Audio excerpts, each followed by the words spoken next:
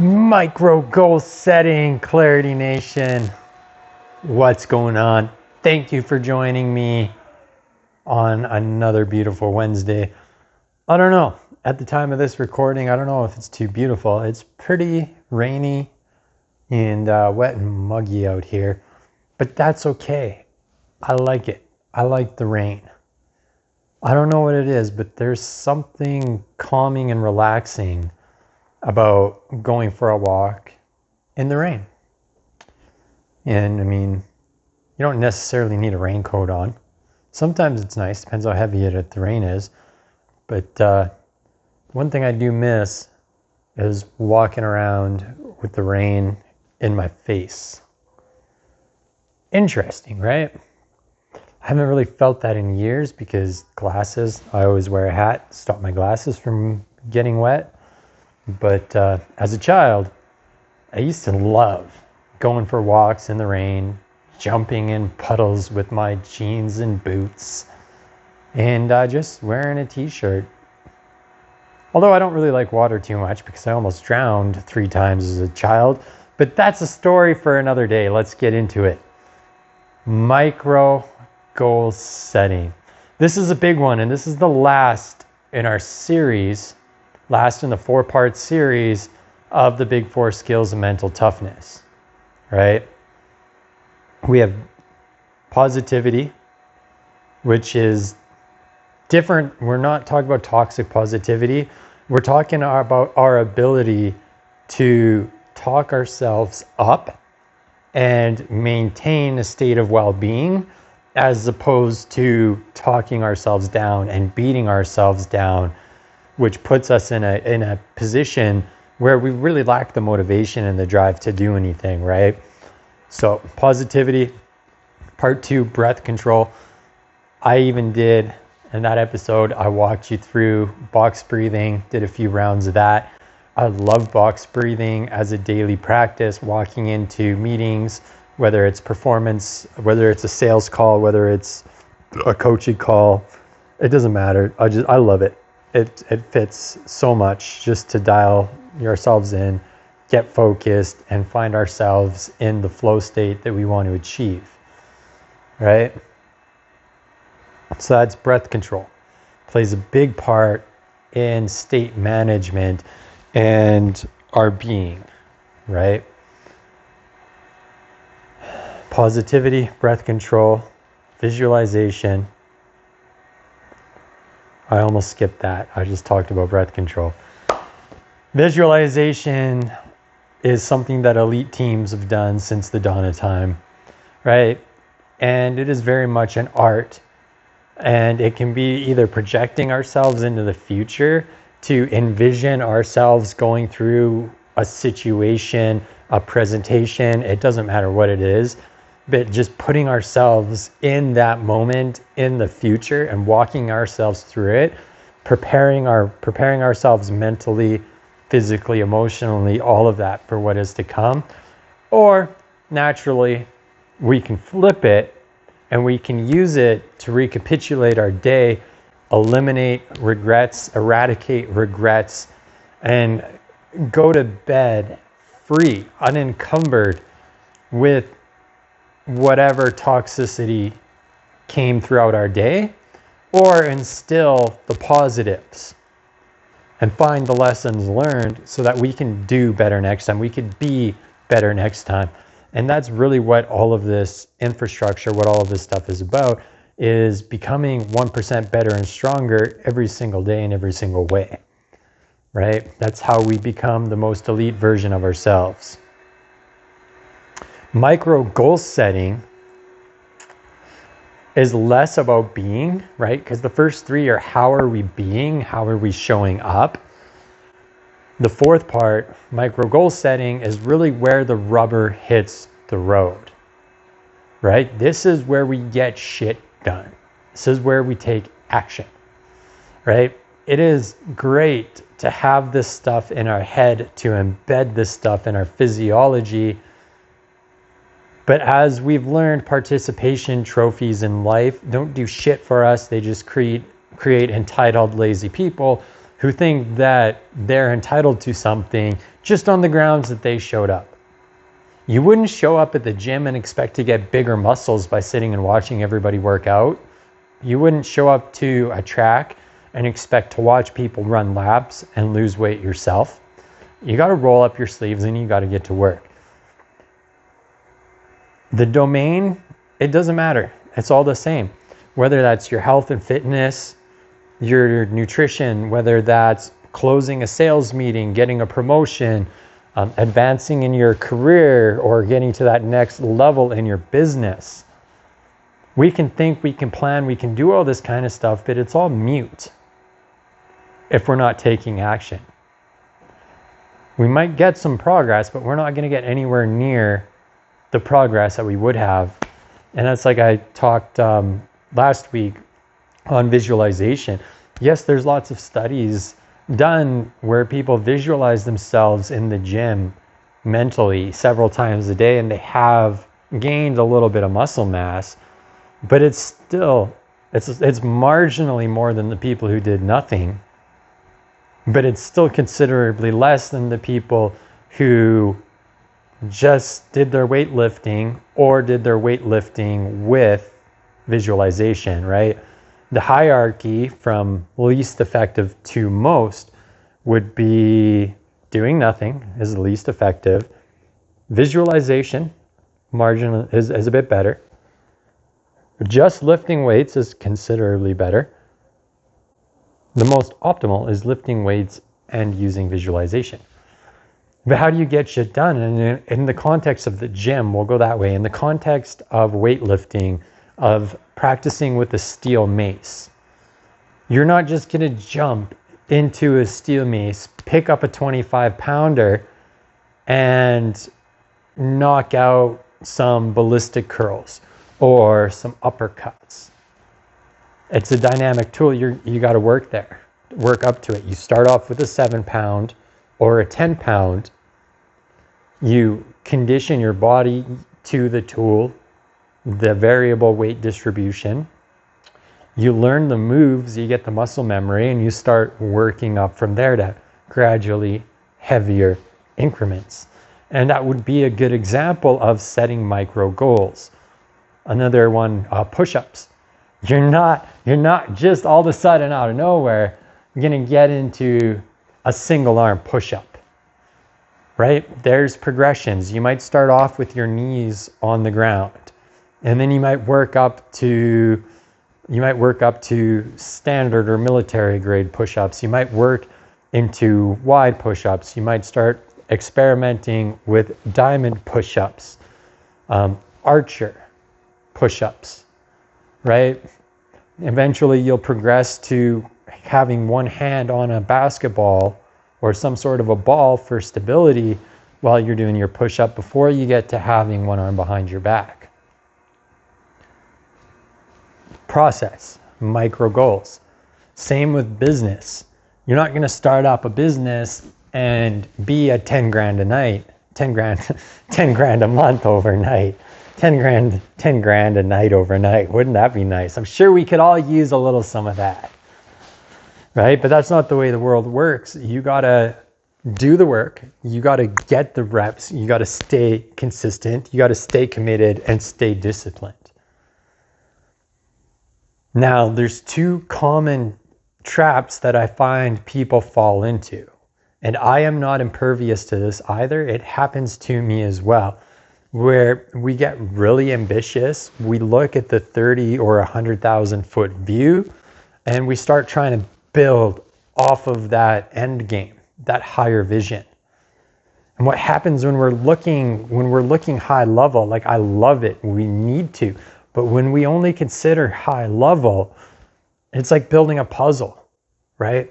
We need all the pieces to fit. And when we're just fixated on the high level, it's very hard to create a foundation, to set up the foundation and the building blocks in a way that's going to sustain us and hold us up and scale with us as we grow. The alternative, the other trap that I see people falling into is they only focus on what's 3 feet in front of their faces. And that's not good either, because you need to come up for air. You need to measure your progress. You need to see where you are in relation to your KPI, your key performance indicators, right? So when you're focusing exclusively on what's 3 feet in front of you, you're now in a constant state of having your cortisol going through the roof. That is your stress hormone. And you're in that state constantly, that strung out state, because you're reactive. You're not being proactive. You're stuck in a state of being reactive, right? What's 3 feet in front of you is always going to be changing. It's always going to be dynamic. So you're always going to be responding to that next fire, that next personal problem, that next employee drama, that next. And you're not going to get anything done. It's a huge distraction. Huge. Right? And it's not doing you, your family, your staff, your teams, it's not doing anybody any favors. No favors whatsoever. Optimally, we need to combine the two systems.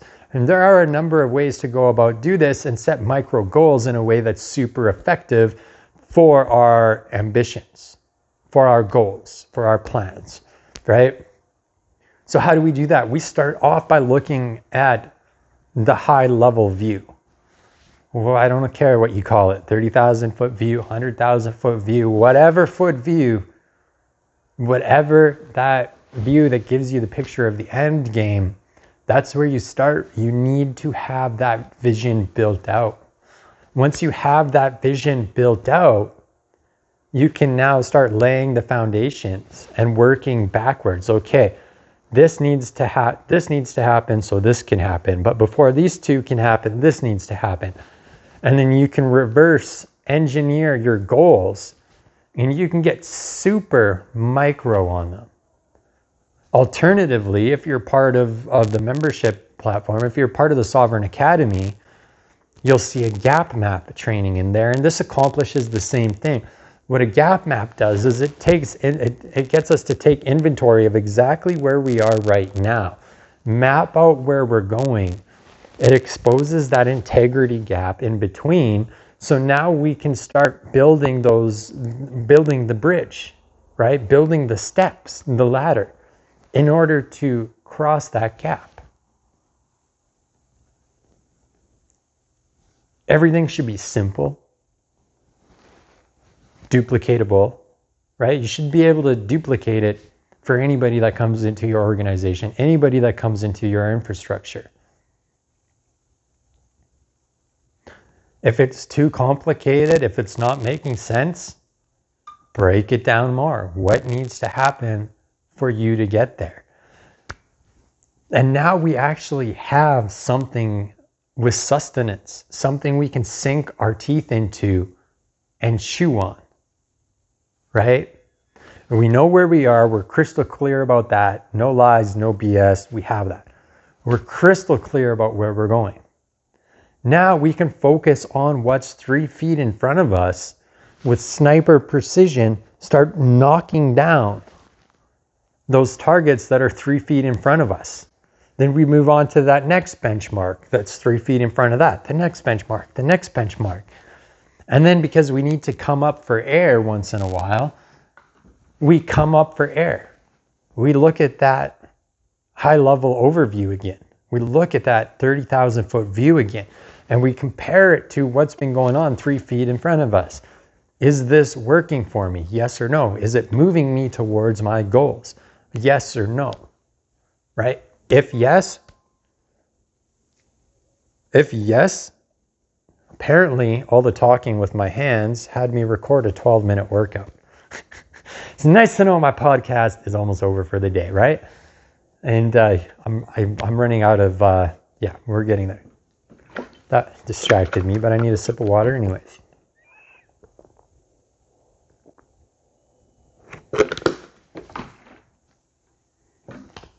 But now we have something to measure up to stack up against, right?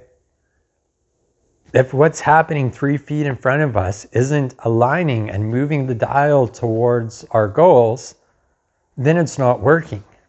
And we either need to figure out how to make it work, or we need to step back and figure out what we can do completely different. And just drop it all together and try a new solution. Now, when you're setting your micro goals and you're thinking about what you can do to execute on this stuff, it is mission critical, like really mission critical, to make sure that it's bite size. If it's not bite size, if it's complex, if it's ambiguous, you're going to have a lot of trouble getting the team to buy into the mission. You're going to have a lot of time getting the team to rally and support you. There's going to be chaos. There's going to be a lack of clarity, so much confusion, so much uncertainty. The more simple, the more broken down, clear, concise it is, the easier it's going to be to follow the roadmap. And it doesn't have to be difficult. It's like my workout system, right? And I'm not the only trainer that operates this way. I know plenty of companies that operate the same way. Workouts should be as short as possible to get the maximum desired result. Right? I know there's a lot of people that are probably listening to this podcast. You guys like to go out, you get your 2, 3, 4 hour gym session in, and it makes you feel complete. There's nothing wrong with that, but you don't need to do that in order to get where you're going. You're doing it because you want to do it. You love doing it. For the rest of us, it's not possible. It's not something we're going to do. It's not something we can commit to. We need something that's short, concise, and going to move the dial forward, right? That's why you'll see the majority of the workouts I put out are anywhere from 20 to 60 minutes. 60 minutes are beginner. It's where you're really learning, you're really getting technical, you're really drilling and building a foundation. And then those shorter 20-minute workouts are generally, you have the skills built. Let's do a HIIT style, high intensity training style workout. Just get it done, get after it, move on with our days, go be with our families, go be with the people we love. Get to work, do whatever it is that we've got to do for the day. It's the same for our business. It's the same for any other domain of life. We need to measure what's 3 feet in front of us against that vision that we have, that end result that we're desiring to achieve. You don't win a baseball game by aiming for a home run, right? By swinging for the fences every single time you're up to bat. You win the baseball game by getting on base. You just got to hit that single. You just got to get on base. That's it. Just get on base. Focus on the next base. Focus on the next base. Focus on the next base. The grand slams, the home runs, it'll come. You don't need to try for it. It's that small, consistent effort day in and day out that builds a foundation and carries us forward. But human nature, we like to complicate things, and we like to convince ourselves that if it's too simple, it's not going to work. If it's too simple, it's going to be impossible. If it's too simple, it's not going to be effective. Simple doesn't mean easy. But simple means you can stick to it day in, day out. Micro goals. That's what you're doing. I am going to work out for 30 minutes a day, 4 times a week. Monday, Tuesday, Thursday, Friday. That leaves Wednesday, Saturday, Sunday for active recovery. So I'm going to do 30 to 60 minutes of yoga. I'm going to go for a walk. I'm going to go for an hour-long walk at a conservative pace. Try and keep my heart rate low. Just get my body moving, get the blood flowing. Get in nature, get some fresh air, get my head out of the screen. That's how you set micro goals. And then as you move from benchmark to benchmark, those 3 feet benchmarks, you'll make it very far, very fast and it'll blow your mind. And once you look at that bigger picture and see everything you've accomplished, it'll blow your mind. You've made it a lot farther than you thought you would in that amount of time. And not only that, the VUCA, volatility, uncertainty, complexity, ambiguity, the self-defeat, the toxic behavior, beating ourselves up, it's a lot easier to deflect that out of our lives.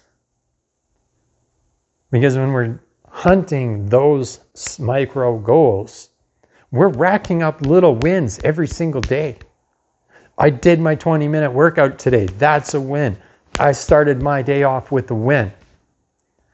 I woke up today and the first thought in my head was positive. I caught myself feeding the fear wolf. I stopped it. I fed the courage wolf instead. Booyah! That's a win. You got all of these micro wins throughout the day. Write it in your journal. You're a motherfucking winner. Right? You're a winner. Those thoughts of negativity and I'm a loser and I'm not worth it, gone. Eradicated. Right there.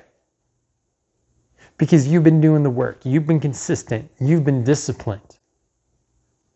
You've knocked down benchmark after benchmark. Those little wins add up, and it's those little wins consistently that knock over that 16-foot domino. We've all played dominoes or done something like that. You stack a bunch of stuff, you knock the first one over, and they get bigger and bigger as they go. And it's the momentum of all of those little ones that knocks over that big one at the end. That's how life works.